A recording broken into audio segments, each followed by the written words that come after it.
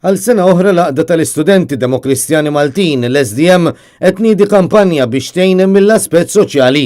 Il-kampanja Hope imnedija barra l-Junior College fl-Imsida għandha l-intenzjoni li tgħin lil min ikun għaddej fl-aktar żminijiet diffiċli. Dan għax l-SDM temmen li m'għandix teżisti biss għall-elezzjonijiet. Dwar din it-tnedija Net News tkellem mal-President tal-SDM Neil Smart Costantino. Dis-sena ħankunu qed naħdmu ma' ALS Malta u Bjorn Formosa biex nagħtu l-ftit li nistgħu aħna min-naħa tagħna min-naħa tas-studenti biex jibnu t-tieni dar Bjorn li kienu ħabbru ftit tal-ġranet ilu, ftit tal-ġimgħat ilu. Din basically ħatkun kampanja qasira fejn aħna ħajkun l-istudenti qed iduru fl-istituzzjonijiet edukattivi ħajjiġbru donazzjoni minn sħabhom l-istudenti żgħira kemm żgħira, imma fl-aħħar ħatati messaġġ li l-istudenti qegħdin hawn biex jagħmlu differenza fis-soċjetà Maltija. Permezz tal-kampanja Hope, l-SDM se tkun qed tiġbor flus għal fondazzjoni ALS Malta li bħalissa qed taħdem biex tibni t-tieni dar b'risq dawk li batu mill-kundizzjoni tal-ALS.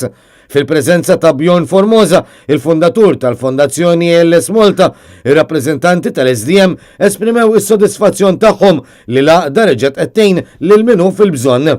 Din qed issegwi għadd ta' kampanji li nżammu fl-aħħar snin fosthom Rise, Draw the Line, Leave Your Mark u Project 7000 b'din tal-aħħar twassal biex inġabru 35,000 euro b'risqat ta' organizzazzjonijiet. Fil-waqt li tennew l-intenzjoni tal-kampanja Hope li bil-ftit ta' kulħadd nistgħu nibnu tama ġdida, ir-rappreżentanti tal-SDM wedu l-appoġġ tagħhom ukoll għal maratona li se tinżamm fit-19 Ottubru fejn se jinġabru aktar fondi għal Fondazzjoni ALS Malta.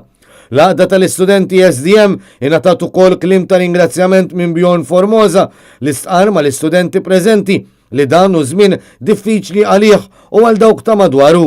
Madankollu inizjattiva bħal din u l-maratona li se tinżamm aktar tard dan ix-xahar jagħmlulu kuraġġ li l-ħolma tiegħu ta' dar Bjorn akbar issir realtà.